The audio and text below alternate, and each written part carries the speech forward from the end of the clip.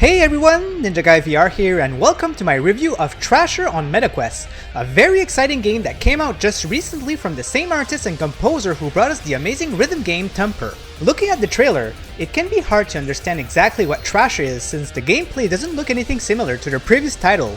From gameplay to graphics, from music to the length of the game, I've got it all covered, so let's go ahead and talk about it. Thrasher came out on July 25th, 2024 on MetaQuest and is available for $17.99. The game is supported on MetaQuest 2, Pro, and 3. I'll leave a link in my description of the store page if you want to have a look. So to give a little bit of history, Brian Gibson was the artist and composer of Thumper. This was a game developed by Drool, and it had a very good reception on pretty much every platforms including cloud gaming Stadia and VR of course. Fast forward to now, Brian Gibson is now part of a new studio called Puddle, and he brought his artistic and music skills with him. Since we're on the subject, let's talk about the artistic style of the game.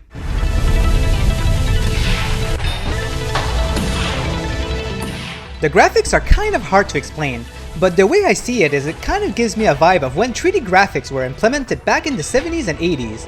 It's basically shapes made in a simplistic way with a nice dark shading to it. In this game, you do not move, so the place presented really needs to be pleasant to the eye since you're seeing it for a while. In the first few worlds, I was finding them kind of alright and they didn't stood out much from each other. But later in the game, you started seeing some very unique locations and more white environment, and honestly, I was very wowed by it. I had to take a few seconds just to take it in because they are very well crafted. At that point, every time I started a new world, I couldn't wait to see what beautiful scenery was coming next. Alright, so how does the gameplay works? If you're looking to get a rhythm game experience like Thumper, this is not what you'll get here since it's a completely different genre. I was talking to my friend MYT about it, and he mentioned that the best way to describe this game is that it's like the battles from Undertale, and I absolutely agree. You control this creature using your controller by pointing where it needs to go, so it's not instant movement, but more like a rubber band movement. It takes a small moment before the creature reaches where you're pointing, which can give a little more of a challenge since you have to predict a little bit where the obstacles are going to move to. The goal of every level is to pass across an amount of single line or a stream of lines. If you only pass, say, only half of the streams of lines, they will then reappear, because you have to pass through them in a decent amount of speed to clear it. You have to pass through all of the lines in a 1 minute time frame for each levels, with certain levels having multiple sections. You have to be careful not to get hit by obstacles, because if it happens, you lose time on your timer, leaving you with less time to complete the level. There is a certain mechanic where if you make circles with your creatures while clearing lines, you'll get a time multiplier which adds to your timer, which can really help when sometimes 1 minute doesn't feel like you have enough time to complete the level. This mechanic was not explained during the tutorial, and I can't say that I 100% understand it, but this is very similar to Thumper where some mechanics were not explained and you have to figure it out by yourself. There is also a grade system where you can finish the level from a C grade all the way to an S+ grade, and it's actually pretty hard to get the best grade. I believe that it's a mix of how many times you get hit, plus how much time you have left on your timer.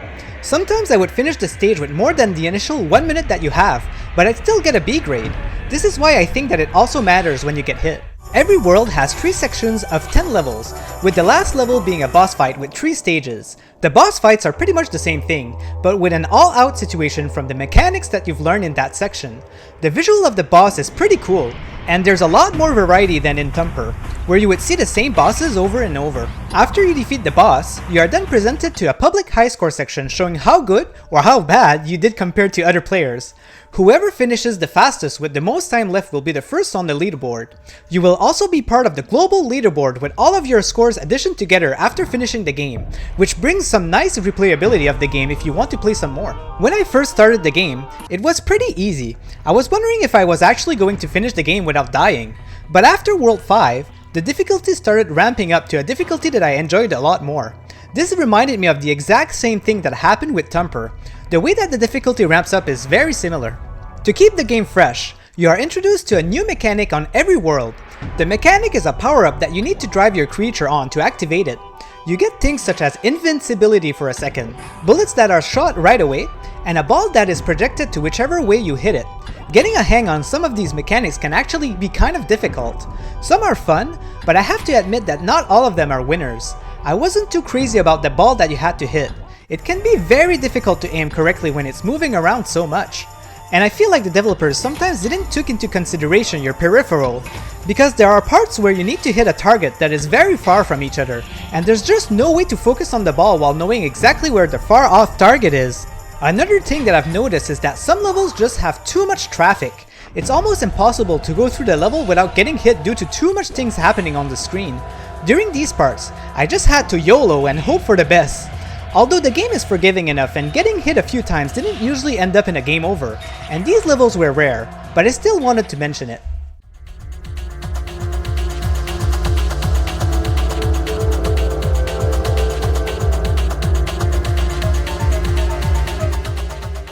The music of the game is fantastic and works really well with the game. It absolutely shows that this is the same composer as Thumper. It got its signature on it and it's very unique. The electric instruments used and the way that it's used is not something that I've heard ever. And it's pretty cool the way that they implemented the music. As you progress through the stages, the music always changes and becomes more intense. It just puts you more into it when playing.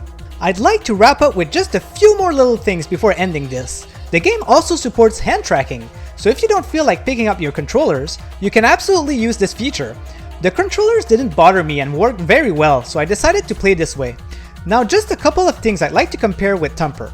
Thrasher took me a total of 3.5 hours to complete, while Thumper was more of a 5 hours experience for me. Also, personally, I felt like Thumper was a lot more grand. Being close to your little beetle creature while seeing the trajectory and bosses up close, it really awed me in a way that Thrasher didn't. Since in Thrasher, you control the creature from far away and you're presented in a scenery where you see everything right away. I'm not sure if the way I explain it makes sense, but Thrasher still felt really good. Alright guys, this ends my review of Thrasher.